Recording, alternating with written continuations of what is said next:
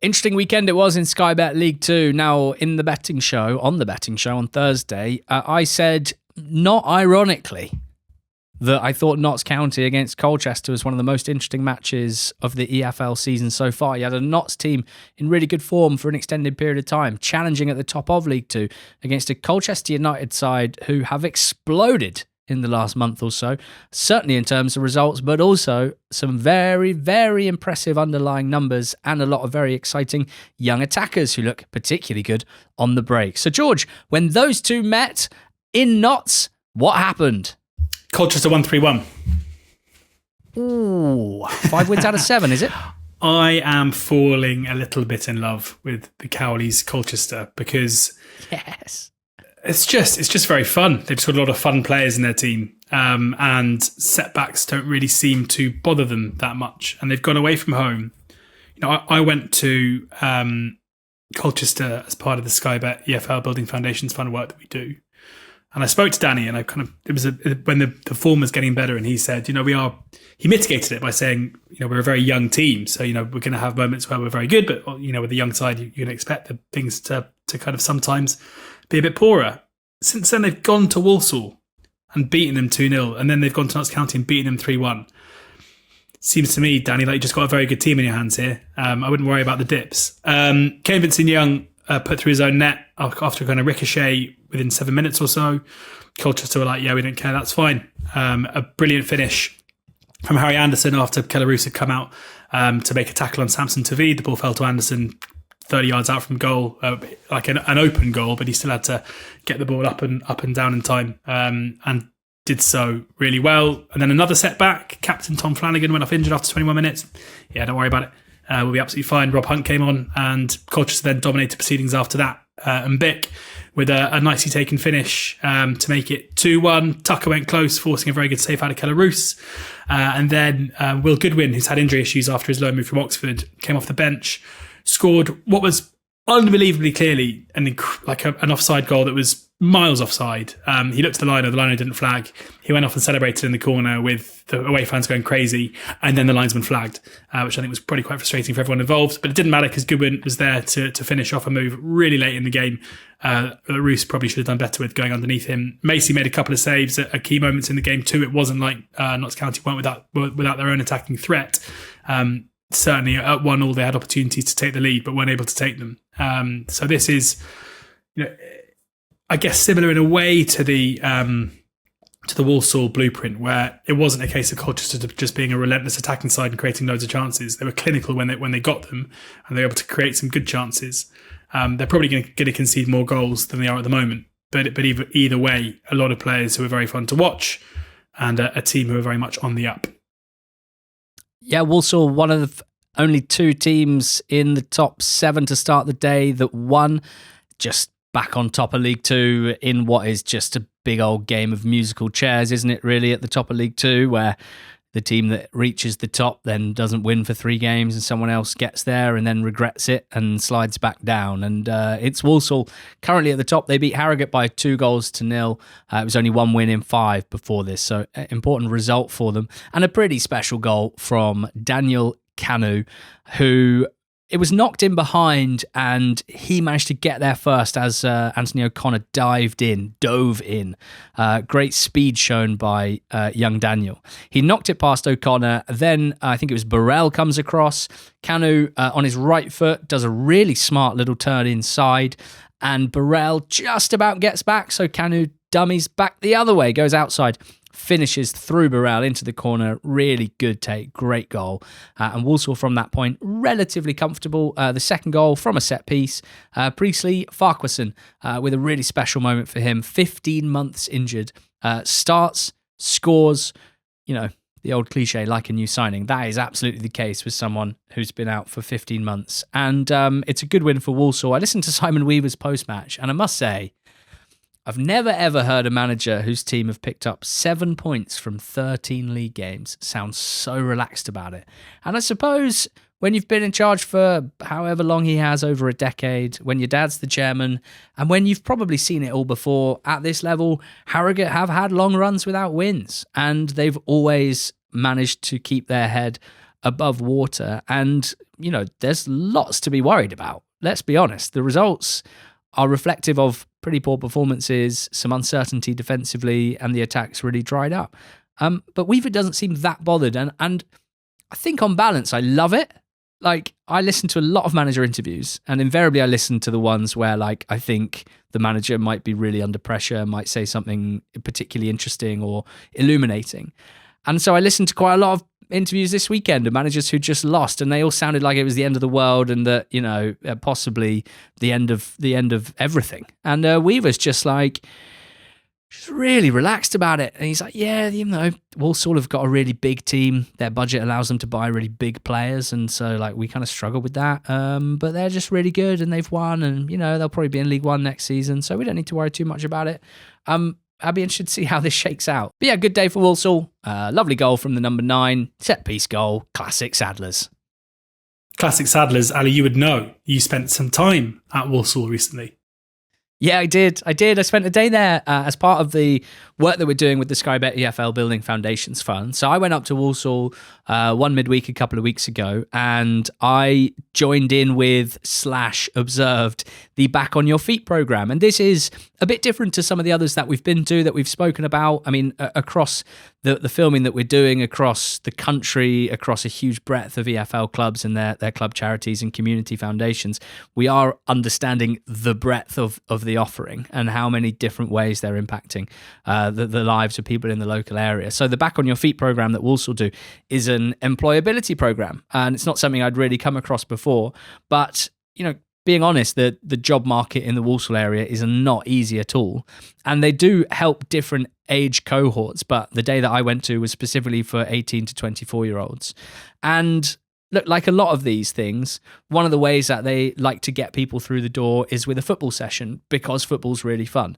But also because, like a lot of the programs that we're visiting, although the focus is on employability, and that's a big aspect of it, playing football, moving your body, exercising, socializing, all of these things have a positive impact on your physical and mental health as well. So there was a game on the Astro. I wore a Walsall shirt and a GoPro on my chest, and had quite a lot of fun in that game, I think it's fair to say. Yeah, it looks like you got right amongst it on the pitch.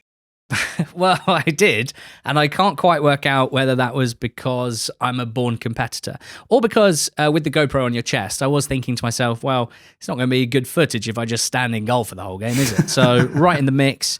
I had a bicycle kick cleared off the line. That's quite exciting. I can't believe you're that guy that turns up to this session and does a bicycle kick. That is tragic. What, you wouldn't hit a shot towards goal if it popped up? Really? A bicycle kick. Well, I mean, imagine if you'd got it wrong and someone went for the header and you just volleyed them in the face. No, not possible. I've been practicing bicycle kicks my whole life, brother. Don't worry about that. You and Scott McTominay. There was a player on the opposition team called Ishmael who was a complete baller, who made me look pretty stupid on a number of occasions. A penalty shootout in which I missed my penalty and my team lost, and so that was good fun for everyone. But it's then about heading inside, and look, week to week there's lots of different ways in which they support locals who need help with employability and addressing challenges in finding employment, and that can be stuff like CV writing, interview techniques, other skills like that like people aren't always born with, and it's not always easy to develop those skills, and school doesn't always prepare you for stuff like that. And so that's really valuable. In the end, the day that I was there, there was a guy from a local recruiter agency, and instead of helping with skills, this was really direct help for those looking for work, because he was working with Boots, who are a very, very large local employer in the area. There's a huge Boots warehouse, kind of a whole world really of Boots near Burton. And because it's Christmas time and really busy time for retail, there were loads and loads of positions available, vacancies available, and there was an explanation of what the work would be and an encouragement for people to sign up. And I think, like with so much of the programs that we're visiting, it's just about helping and supporting, and in such a direct way as well. A couple of the people that were there, the participants, showed a lot of interest, and I think got themselves signed up. So hopefully this was a couple of weeks ago, hopefully are now getting involved and in work. And it's obviously so important for those who need it, and getting that support is so crucial. It's a funny program in that its success means fewer attendees, if that makes sense. So like, they will get people into jobs, and they have an incredible track record of doing that. But it means that they then don't join the program because they're working, and that's a real positive thing. And there have been so many who have kind of graduated, if you like. And it's an amazing thing they do at the Walsall FC Foundation. Chris talked me through it all and was a fantastic host all day. And I just really enjoyed my time there and seeing the work that they're doing. And without the support from the Sky Bet EFL Building Foundations Fund, as Chris said, they just wouldn't be able to offer the breadth of support to the amount of people that they do support with this in the employability scheme on the Back on Your Feet program. So another great day spent. Pleased to be able to tell the story, and pleased to say that there'll be some really good content coming out on our social channels, as well as the Walsall FC Foundation social channels this week. You can see the bicycle kick, and you can judge for yourself whether I should have left it alone or not. George, keep an eye on Bromley, because looks to me like 4 wins in a row and moving into the autos. Yeah, 2-0. Both goals came from throws. The second, William Hondermark from a knockdown from a long throw after half an hour or so. But what I loved, the first goal from Omar Shomi, who is, as we know, one of the best for the level in terms of attacking set pieces. From what I can tell, they sent forward their centre-backs, including Shomi, for what was always going to be a short throw, which I just absolutely love. So the plan was short throw, get the ball down, get it back again, and then whip the ball in. And it worked with Shomi with a stooping header at the back post. As you'd expect, and Bromley being very efficient from those positions. Salford had chances, as they always do under Carl Robinson, a decent attacking side, just unable to take them here. Bromley, Salford now going through one of these sticky periods that they have. Bromley up to third, Andy Woodman's side. As you say, looking very, very good, very solid, and 2 pod legends, a betting show legend and a Monday pod legend in Hondermark and Shomi as the goal scorers. Love it. Another 2-0 win was Cambridge's at Barrow. Now, a pretty chilly first half, I think. Not much to warm the cockles. Raheem Harper with a free header from a set piece, which he got all wrong. The main fare in the first half. And then the big moment early in the second. Really nice move from Cambridge. Good passing and movement through the lines. It was Smith who found Brophy, who'd rolled inside off the right, untracked. He carried it forward, and then some more really good movement. First from Apere, who dragged centre-backs out of position with a nice run across the front line, and it created space for Mpanzu to march through the middle, supporting from midfield, and tidied up after a first shot was blocked. Then the 2-0 goal, Sully Kaikai went on a hell of an adventure down the left, beat 2 players down the wing, dragged basically the whole Barrow defence across to the left side, which created space again for Mpanzu to march forward and double Cambridge's lead for a 2-0 win. Eastwood made a good save at 2-1 to see it out. He's been doing notably well recently in goal for Cambridge. And they're into 10th. And Cambridge is like an odd quirk, really, where they've played 13 of the 14 teams beneath them, but only 4 of the 9 above them. So to understand if they are better than 10th position suggests, we need to see them play more teams above them, and I dare say we're about to see that. Those were only their 6th and 7th away goals in 9 games, so that needs to be improved. But they're very, very good defensively. 3 clean sheets in a row for them. A Barrow side who are 17th in the league now, scoring less than a goal a game. Just very little to get the pulse racing, really, and kind of not even that, no real individuals that I think are worth the entry fee alone, if that makes sense. And they are not a horrendous team by any means, Barrow, and they have a level of competitiveness about them and fight about them that I think is more than enough to keep them up. But at the moment, there's a chunk of teams separated by 3 points from Barrow in 17th to Shrews in 22nd, just above the relegation zone. And those teams have to hope that Harrogate and Newport don't pick up and make sure that they don't get dragged into it. George, Fleetwood 3, Shrewsbury 1. Shrewsbury. First person ever to rhyme Shrewsbury with gooseberry. Gooseberry. Unless someone calls him... Nah. Yeah, probably. Yes. Shrewsbury struggling on the road. Their home form has improved, but away from home, is basically the reason why they are as low as they are on the table. Yeah, Graydon showing a decent turn of pace, getting between the two Shrewsbury centre-backs and finishing well to make it 1-0. It's his 6th goal of the season.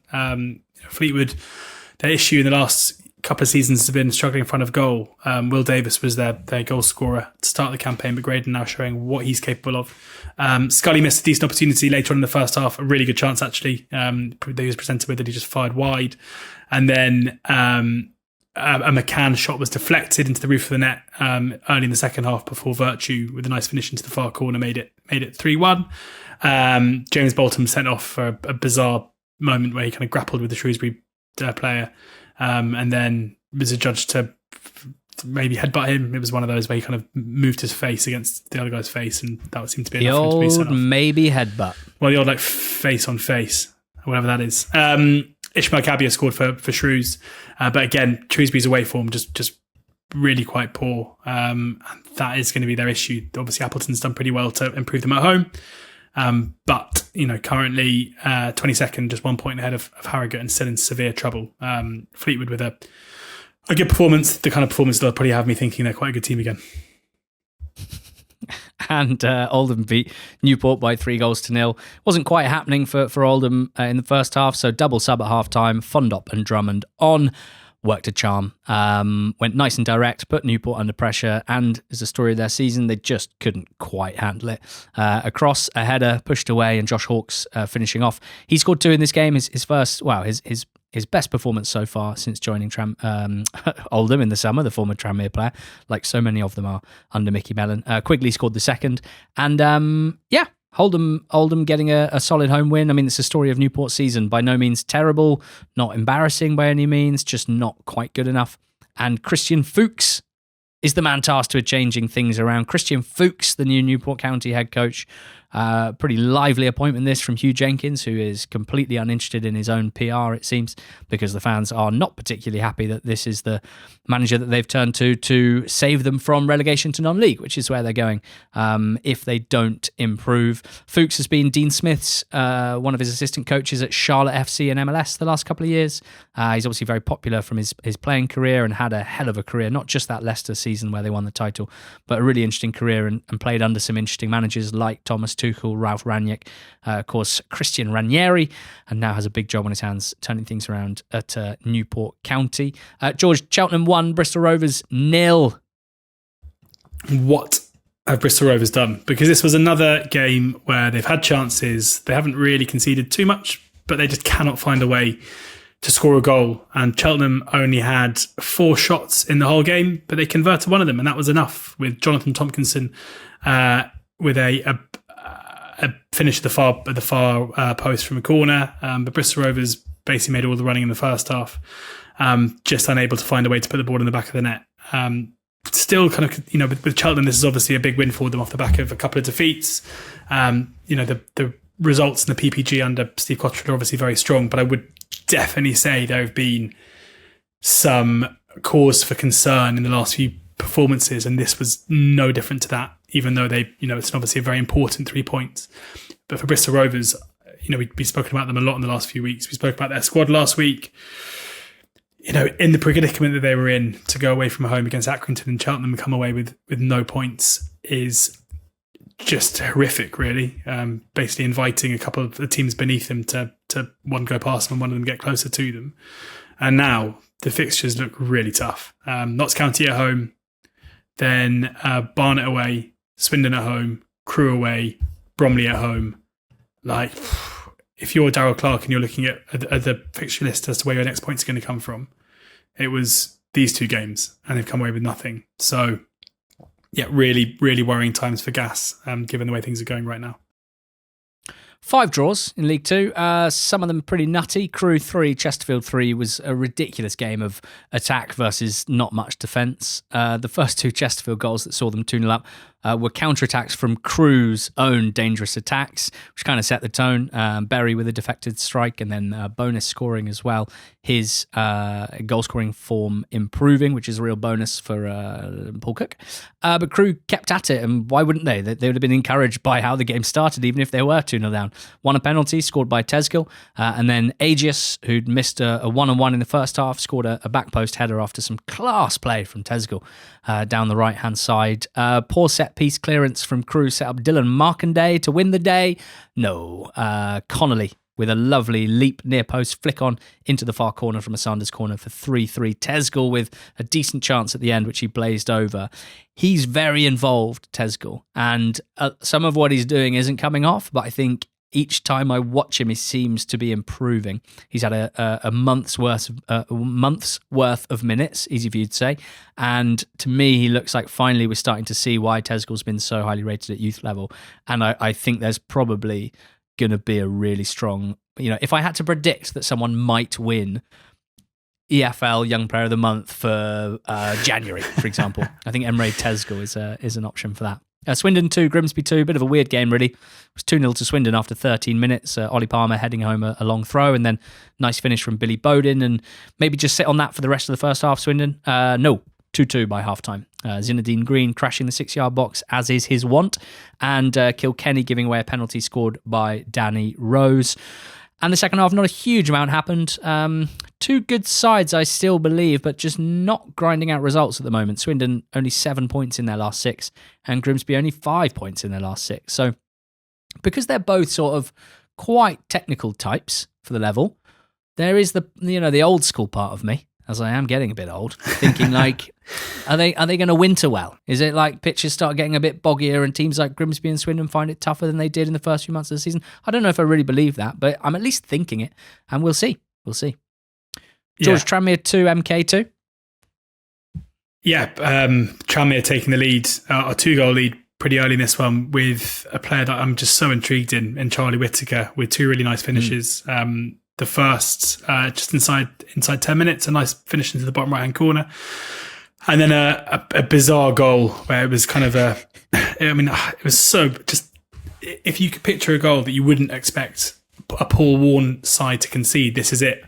Like a hopeful just chip over the top, Whittaker runs onto it and just lobs McGillivray like he's basically not even there. Like it all looked so straightforward. It was almost such an ezy chance. I was worried he'd like fluff it because it was too, like he'd get freaked out by like how easy it was. So weird. I mean, it feels like McGillivray didn't really know where his goal was.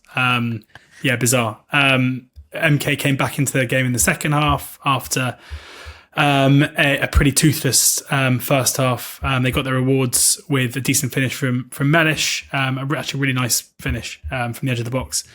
And then one of the weirder red cards you're ever going to see, where from kickoff, Jonathan Elek decided to use his clear pace, having started the game up front, to charge down Murphy in goal.